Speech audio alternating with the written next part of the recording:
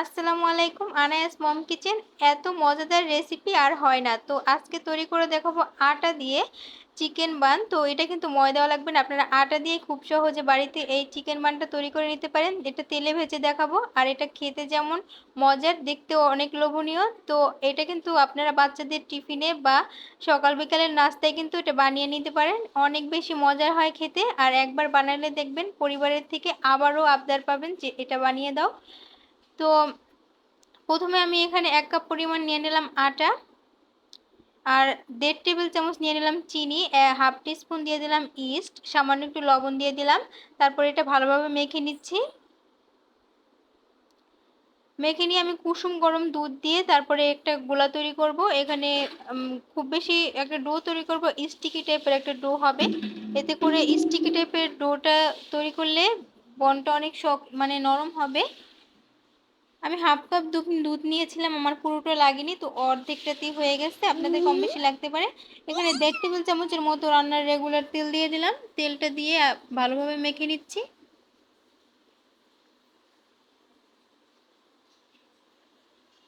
এরপর যে আমার কাছে একটু লিকুইড মনে হচ্ছে, তাই আমি আরও কিছুটা আটা দিয়ে তারপরে আবারও মেখে নিব।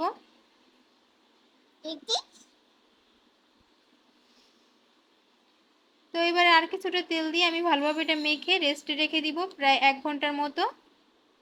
আর এটা যদি রোদ্রে রাখেন সেক্ষেত্রে এটা কম সময় রাখলেই হবে। তো এখন ভিতরে পুরটা রেডি করব। এখানে দিয়ে দিলাম সামান্য কিছুটা 2 টেবিল চামচের মতো তেল দিয়ে দিলাম, আর হাফ কাপের থেকে একটু বেশি হবে পেঁয়াজ কুচি, এটা দিয়ে দিলাম। দিয়ে তারপরে আমি সামান্য একটু লবণ দিয়ে পেঁয়াজটা কিছুক্ষণ একটু ভেজে নিব।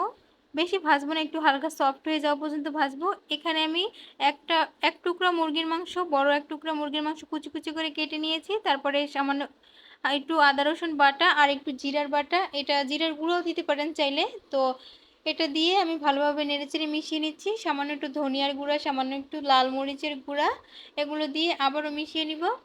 আর এখানে সামান্য একটু দিয়ে দিলাম গরম মশলা গুঁড়া আর সামান্য একটু ম্যাগি মশলা।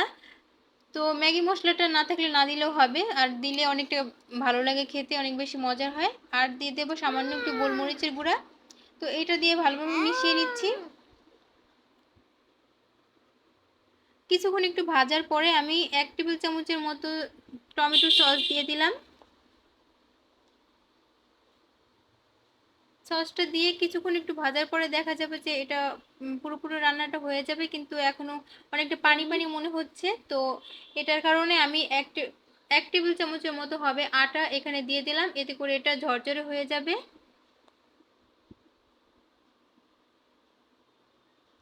তো আমাদের রান্নাটা কমপ্লিট, এটা আমরা এক সাইডে রেখে দিচ্ছি। আর এদিকে ডোটাও কিন্তু ফুলে একদম ডাবল হয়ে গেছে। তো এটা আমি রোদ্রে রেখেছিলাম, যার কারণে 1 ঘন্টাও আমার রাখতে হয়নি, এটা আমি প্রায় 45 মিনিটের মতো রাখছি। তো তারপরে এই অবস্থা। তো এখানে একটা বোর্ডে নিয়ে নিচ্ছি, আর বোর্ডে নিয়ে ভালোভাবে আটার সাথে এটা মেখে নিতে হবে। এখানে আমি 2-3 মিনিটের মতো এভাবে আটা দিয়ে ময়ান করব। আর এক পর্যায়ে সফট একটা ডো হয়ে যাবে। তো এবারে আমি যে কয়টা বানাবো সেই কয়টা লেচি কেটে নিচ্ছি। আমি এখানে 4 পিস বানাবো, একটু বড় বড় করেই। তো আপনারা চাইলে আর একটু ছোট করে আরো বেশি বানাতে পারেন, আবার চাইলে আরো বেশি পরিমাণে বানাতে চাইলে আটার পরিমাণটা আরো বাড়িয়েও নিতে পারেন। তো আমি খুব বেশি ছোট করে বানাবো না, একটু বড় সাইজের করে বানাবো। আর আমার পরিবারে যেহেতু আমি আর আমার হাজবেন্ড আর বাচ্চা এখনো তেমন একটা খেতে পারে না, তাই আমি অল্প পরিমাণেই বানাই। তো আপনারা আপনাদের পছন্দ মতো নিতে পারেন। এখানে আমি যে করে লেচি কেটে নিলাম, হাত দিয়ে ঘুরিয়ে ঘুরিয়ে গোল করে নিচ্ছি, তারপর একটু চ্যাপ্টা করে নিচ্ছি। আপনারা দেখেই কিন্তু বুঝতে পারছেন। ভিতরে যে চিকেনের পুরটা ছিল সেই পুরটা দিয়ে দেব। পুরটা দিয়ে আমি হাত দিয়ে, যেমন আমরা পুরির ভিতরে যেমন পুরটা যেভাবে করে ঢুকাই, ঠিক সেইভাবে করেই আমরা দিব। তো এইভাবে করে হাত দিয়ে ভালোভাবে কিন্তু চেপে দিতে হবে, না হয় যখন আমরা এটা তেলে দিব তখন কিন্তু ছুটে যাওয়ার সম্ভাবনা থাকবে।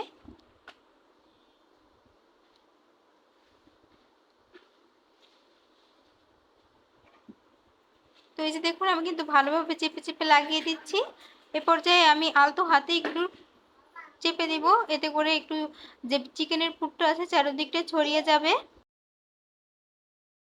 আটা দিয়ে একটা প্লেটের উপরে, তারপরে কিন্তু এটা উপরে রেখেছি, আর না হয় কিন্তু এটা নিচে লেগে যাবে। তো এইভাবে করেই অবশ্য রাখবেন।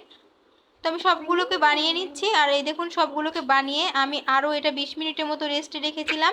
আর এই পর্যায়ে কিন্তু এটা আরও ফুলে উঠেছে। আর অবশ্যই এরকম 20 মিনিটের মতো রেস্টে রাখবেন। আমি রোদ্রে রেখেছিলাম, যার কারণে আমার 20 মিনিটই হয়ে গেছে। আপনারা রোদ্রে না রাখলে সেক্ষেত্রে আধা ঘন্টাও রাখতে পারেন। এরপরে আমি তেলের মধ্যে দিয়ে দিলাম। তেলটা কিন্তু একবারে ঠান্ডাও হওয়া যাবে না, আবার খুব বেশি গরমও হওয়া যাবে না। এখানে মিডিয়াম আছে, তেলটা আমি গরম করে নিয়েছি। তারপরে আমি সবগুলোকে দিয়ে দিচ্ছি। আপনারা চাইলে কিন্তু এটা তেলে না ভেজে আপনারা কিন্তু এটা যে কোনো স্টিল অথবা কোনো পাতিলাতে কিন্তু এটা বেক করে নিতে পারেন। তো আজকে আমি বেক করছি না, আজকে আমি তেলে ভেজেই দেখাবো। আর এটা দেখবেন মাশাআল্লাহ আস্তে আস্তে কিন্তু ফোলা শুরু করবে, আর যখন এক পিসটা কালার চলে আসবে তখন আমি উল্টে দিব। আর এই পর্যায়ে কিন্তু চুলার জালটা আমি আর একটু কমিয়ে দিয়েছি, একদম লোতে রেখেছি। প্রথমে একটু মাঝারি আঁচে রাখবেন, তারপরে লো করে দিবেন। তো এই পর্যায়ে আমার কিন্তু ভাজাটা পুরোপুরি কমপ্লিট। আর দেখুন কালারটা কিন্তু অনেক বেশি সুন্দর। তো আমি এগুলোকে তুলে নিব, আর একটা কেটে দেখাচ্ছি ভিতরটা কত সুন্দরভাবে হয়েছে। তো দেখুন একদম চিকেনের পুরে ভরা। তো আশা করি ভিডিওটা ভালো লাগছে, আর ভালো লাগলে অবশ্যই আমার চ্যানেলটা সাবস্ক্রাইব করবেন। তো আজকে এই পর্যন্তই, সবাই ভালো থাকবেন, আল্লাহ হাফেজ।